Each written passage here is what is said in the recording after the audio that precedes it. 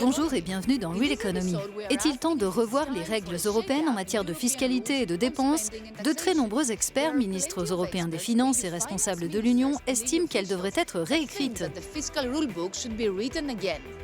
Dans l'émission, nous irons en Allemagne pour voir pourquoi l'État subit une telle pression pour qu'il dépense plus. Et nous demanderons au commissaire européen à l'économie, Paolo Gentiloni, s'il ne faudrait pas délier les cordons de la bourse. Mais d'abord, faisons le point sur la situation budgétaire en Europe. Si aucun État membre n'a affiché l'an dernier un déficit excessif tel qu'il est défini dans les règles budgétaires européennes, la dette publique reste en tout cas élevée dans des pays comme la France, la Belgique, l'Italie, l'Espagne et la Grèce, où elle approche, voire dépasse les 100% du PIB. La Commission européenne est chargée de veiller à ce que les dépenses et emprunts publics n'excèdent pas certaines limites. Mais elle ne peut forcer un État à investir plus.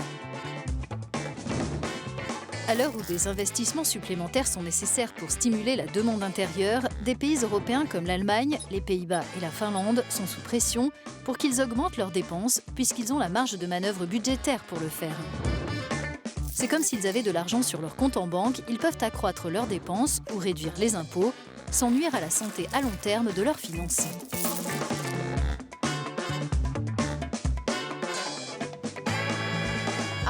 Après 10 ans à se concentrer sur la maîtrise des dépenses publiques, il s'agit aujourd'hui d'évaluer dans quelle mesure une austérité trop forte pénalise la croissance.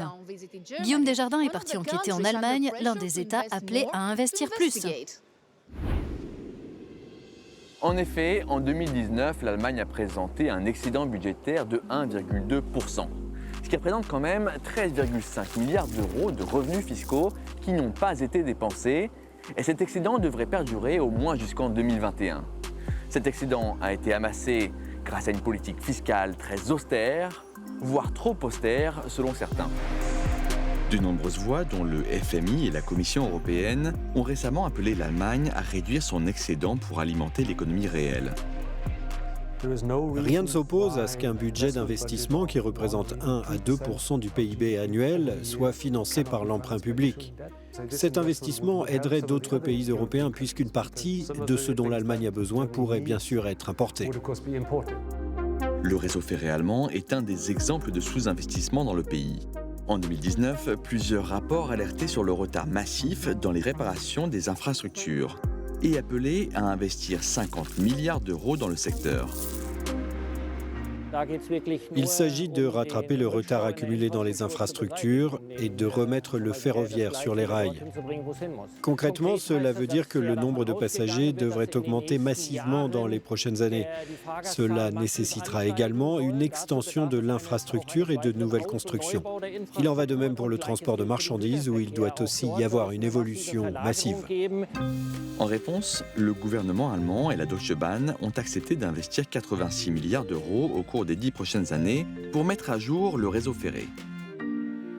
Le rail n'est qu'un secteur parmi tant d'autres en Allemagne qui ont besoin d'investissements publics.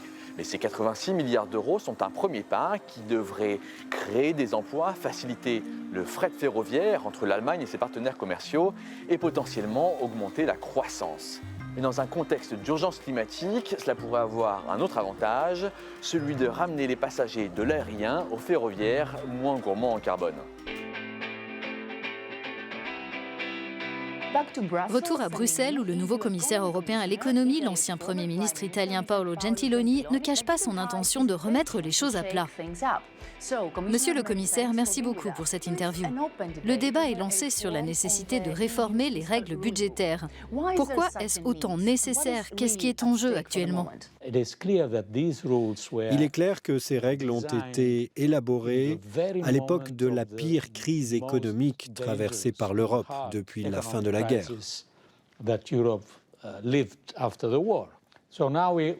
Donc aujourd'hui, les temps ont changé. Nous sortons de plus de 6 années de croissance continue, mais dans le même temps, cette croissance ralentit. Nous ne voulons pas d'une révolution, mais je crois que les règles devraient être adaptées à ce nouveau cadre et à cette nouvelle situation. Faut-il assouplir les règles? Ou les objectifs budgétaires eux-mêmes sont-ils remis en question? Non, je ne crois pas que le message à transmettre ou le résultat à viser soit d'assouplir ou de remettre en question les objectifs budgétaires. D'ailleurs, ces objectifs sont présents dans nos traités. Ce sont les fameux 3% et 60%. On ne peut pas changer cela comme on change de chemise.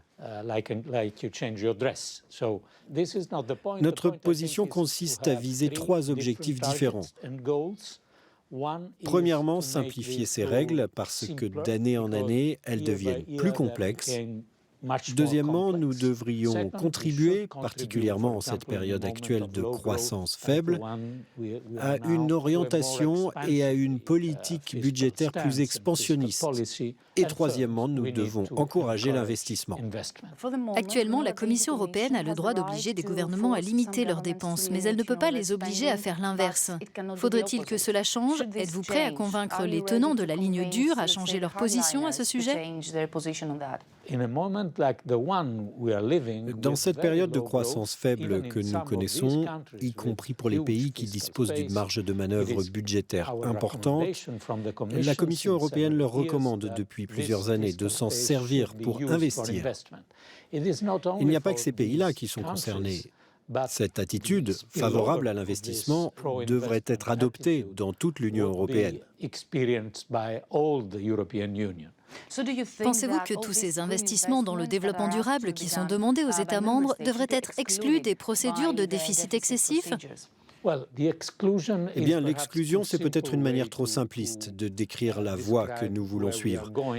Je pense que nous allons revoir certaines clauses présentes dans nos règles, en particulier en matière de flexibilité, pour faciliter l'investissement. Quand un accord sera-t-il conclu, d'après vous?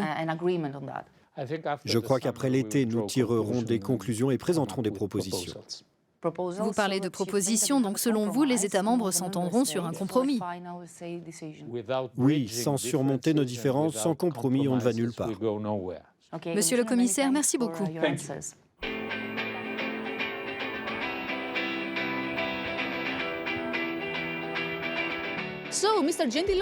Monsieur Gentiloni a été clair. Selon lui, il faut des règles simplifiées pour répondre à de nouveaux défis comme le changement climatique et la nécessité d'accélérer la croissance. Mais le plus grand défi demeure, rapprocher les positions des différents États membres. C'est la fin de cette émission. Merci de l'avoir suivi et à bientôt sur Euronews.